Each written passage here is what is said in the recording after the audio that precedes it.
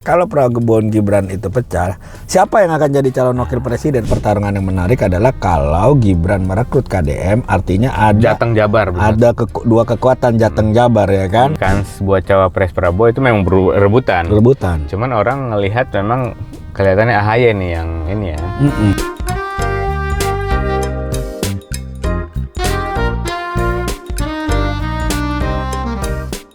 Jumpa lagi setelah bulan puasa nih ya. Bulan puasa kita kemarin nggak boleh gibahin penguasa. Nggak boleh gibahin takut penguasa. Batal puasa. Iya. Tapi ternyata setelah nggak kita gibahin kok makin ini eskalasi politiknya makin menghangat nih. Marah-marah mulu kayaknya penguasa nih. Gara-gara MBG MBG sama dicecer Najwa Shihab sama Khatib Basri. Tapi kita akan melihat menarik adalah biarkan itu di seorang. Kita akan mencoba untuk melihat masa depan 2029 dengan prospek-prospek atau proyeksi-proyeksi capres dan cawapres, ya kan? Karena udah mulai panas juga. Udah mulai panas. Jadi di satu sisi orang menilai banyak mengkritik kebijakan, tapi di sisi lain orang udah mikir ini kayaknya harus ganti formula deh. Ini harus ganti panggung. Ganti inilah ya. Atau ganti personil, ya kan? Personil udah mulai. Tapi yang pasti kan personil lama kemungkinan besar akan terus berupaya untuk bertahan, ya kan? Nah, yaitu incumbent Prabowo dan Gibran. Tapi indikasi Gibran Prabowo pecah juga masih terbuka loh. Betul. Dan mari kita melihat bagaimana kalau mereka pecah. Betul. Kelihatan akhirnya Prabowo juga bisa belusukan. Iya. Kemarin tuh feeling gue Gibran tuh langsung kayak dia pasti marahin staff itu. Iya. Kok bisa itu tugas gue tuh?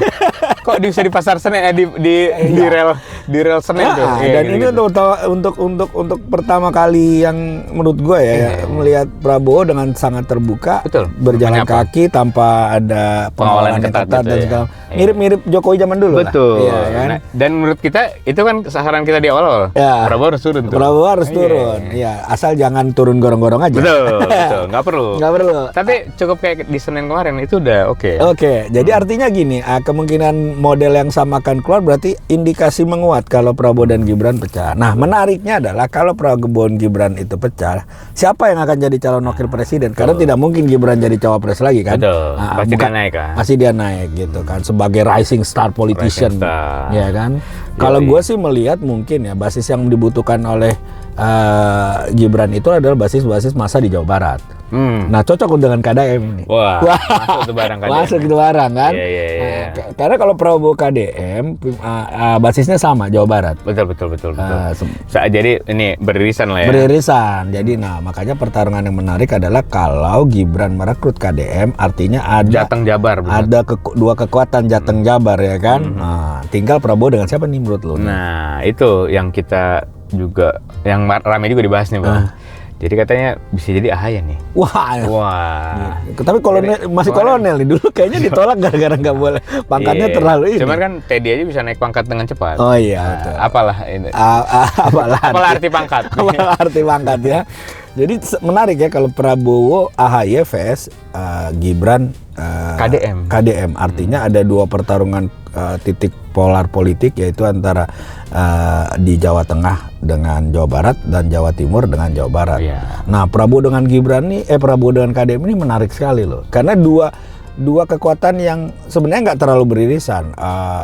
KDM itu akan mengambil daerah-daerah Pantura yang memang abangan lah, terus dia orang-orang yang moderat dan segala macam. Nah, pertanyaannya juga Prabowo apakah masih dengan masa yang lama yang di Jawa Barat yang kuat dengan yang bukan konservatif sih, tapi lebih kepada kekuatan-kekuatan Islam yang di luar dari NU dan lain-lain kan. Ya, karena dia masih merajut hubungan baik ya dengan misalnya FPI kemarin kan, Dasko main ke Tamburan. Terus juga ke beberapa tokoh-tokoh ya kayak Haikal Hasan masih dipakai sama dia gitu-gitu. Ya, sementara kita tahu KDM dengan yang seperti itu tidak masuk karena beberapa kali kayak kemarin Masjid Raya Bandung itu dia nggak ada lagi anggaran dari Pemprov gitu, dicabut sama dia. Jadi beberapa hal termasuk mengganti nama-nama yang sebelumnya dinilai Islami diganti nama ini itu dinilai jadi makin renggang tuh, Bang. Ya, tapi jadi persoalan lagi diksi di bawah itu atau pertarungan pemikiran di bawah itu seberapa jauh efek Prabowo itu masuk BOP.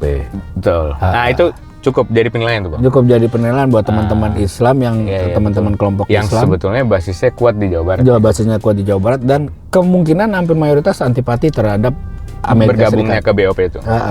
Bergabung dengan Amerika Serikat sebenarnya. BOP itu cuma karena BOP itu buatan Trump. Orang tahu itu BOP bukan buatan tapi Trump. Trump ya. Jadi nggak BOP itu udahlah itu Amerika Serikat Associate itu. Iya, betul. Nama lain dari Amerika. Itu ormas buatan Amerika. Nah itu juga jadi kendala. Walaupun dia mulai belakangan menyadari nih. Dia bilang bahwa dana iuran 17 triliun tidak dibayar ya karena kan. kita bisa evaluasi ulang lah. Kalau misalnya Amerika makin semena-mena kan. Ya, terus yang kedua dia bilang kalau memang tidak ada harapan Palestina, pengakuan terhadap Palestina, dia akan mundur. Sebenarnya dia sudah membaca bahwa atau dia sudah menerima laporan bahwa banyak ormas-ormas Islam atau masyarakat berbasis Muslim ini menolak sekali. Dan itu memang disampaikan di istana kemarin, Bang. Kan bukber tuh. Jadi orang-orang yang keluar dari istana itu kebanyakan ya, bahkan dari MUI dari apa menilai kalau ini perlu dievaluasi. Nah itu menurut gue ya, kita udah pernah bahas itu kan, bahwa BOP itu sebenarnya adalah jebakan politik buat Prabowo. Walaupun banyak para tokoh-tokoh yang pro dia itu mengatakan bahwa ini adalah jalan keluar terbaik buat Palestina. Dan kemarin kelihatan cuma NU, Bang, yang ngebela. Jadi begitu keluar dari istana, teman-teman NU yang akhirnya bilang kita nggak ada pilihan lain soalnya, gitu-gitu lah. Iya, sambil didoakan lagi kan. Didoakan masuk di BOP, didoakan berarti doakan Trump juga dong. Itulah kacaunya ya kemarin. Ya kan Trump yang megang kendalinya kan. Berarti mendoakan BOP, mendoakan Trump juga. Nah, balik lagi sekarang baru kita berhitung soal Gibran dan KDM. Kalau KDM memang basisnya lumayan lah ya. Tapi ingat loh, KDM menang di Jawa Barat karena komposisi calon gubernurnya 4. Nah, itu dia. Ya kan? Artinya dia tidak kuat-kuat banget. Betul. Tidak kuat-kuat banget. Jadi ya kan? dia karena suaranya ya kepecah 4 itu lumayan tuh ya. 4 calon gitu ya, Bang. Kalau nggak salah 4 calon kan? Iya. 4 atau 3 ya? 4 atau 3 ya. Pokoknya bisa dikoreksi pokoknya lebih dari 2. Ya. Nah, itu yang jadi kendala buat itu yang menurut gua nggak terlalu kuat-kuat banget. Dan seiring dengan dia kontroversinya meningkat, seiring juga membentuk kekerasan hati orang-orang yang selama ini sebenarnya cuma anti dia kecil, tapi akhirnya dia makin membesar. Dan ketika itu makin membesar juga, maka komposisi pendukung dia pun bisa jadi menurun. Betul. Tapi lagi-lagi yang bisa seperti dia cuma dia doang. Di Jawa Barat. Di Jawa Barat. Nggak ada lagi tokoh yang belusukan dan viewers YouTube-nya jutaan. Nggak ada. Bahkan seorang wapres saja nggak segitu. Karena kita tahu Ridwan Kamil udah hancur. Iya. Kalau masih ada Ridwan Kamil mungkin ya. Iya. Ini kawan itu udah hilang. Jadi satu-satunya tokoh Jawa Barat yang punya jaminan kartu garansi politik yang lumayan bagus, ya dia. KDM doang. Ya. KDM, dan makanya itu KDM itu merasa bahwa, atau gue sih melihat dia merasa bahwa dia pantas untuk masuk ke ranah bursa capres dan cawapres, ya kan? Makanya dia berusaha untuk melebarkan diri dia, nggak lagi sebagai politisi lokal Jawa Barat. Dia mulai keliling, tapi yang dia keliling ke Shirley dulu lagi. Yang mentang, bahaya itu, jangan terlalu sering ketemu Shirley. Iya ya, agak gawat ya. Gawat. Nah, ketemunya lagi sama. Nah, kalau memang Gibran jadi ngambil dia, ini jadi menarik. Walaupun Gibran juga belum tentu kuat-kuat buat Jawa Tengah. Betul. Kita lihat memang manuver dia selama jadi wapres. Kita kan kemarin nilai tuh, Bang. Ada banyak PR yang janji dia 19 juta lapangan kerja dan macam-macam itu belum terpenuhi. Jadi ekspektasi orang terhadap Gibran tuh kayak masih kok belum kelihatan gitu. Nah, Gibran itu akan ketolong dengan bapaknya yang sekarang rajin belusukan. Sama lempar baju sekarang. Bagi-bagi baju lagi sekarang. Kembali ya. Kembali bagi-bagi baju, dan ini politik receh yang efektif. Betul. Betapa masyarakat itu sangat mencintai salaman dan bagi-bagi baju dengan pemimpin. Jadi ketika kita mau mengelola masyarakat politik Indonesia yang rata-rata mungkin konteks pendidikan politiknya masih kurang, ya jangan dianggap remeh cara-cara Jokowi seperti ini. Nggak bisa hanya dengan siaran-siaran di depan TV terus tidak turun ke bawah. Kayaknya mulai disadari Prabowo keluar negeri terus. Makanya kemarin akhirnya dia nyadar kan, kayaknya gue perlu nih salaman juga gitu. Iya, salaman juga, minimal salaman sama rakyat, terus langsung dibuat narasi, wah sangat pro rakyat ya kan. Nah itu. Beri hunian yang layak kemarin jadinya itu. Itu memang yang dibutuhkan rakyat ya. Iya, ketimbang bicara soal yang terlalu kompleks ya. Iya. Nah, makanya gue melihat Gibran itu kalaupun nanti dicalonkan jadi capres oleh partai-partai yang lain, tentunya PSI, maka dia akan sangat didongkrak oleh bapaknya dan belusukan dia.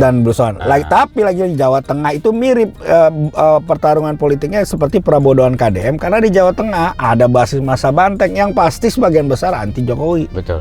Nah, bisa jadi PDIP nanti merapat ke Prabowo. Ya, karena kan memang hubungan mereka kan penyeimbang yang dewasa nih katanya kan. Jadi bisa jadi dirangkul juga.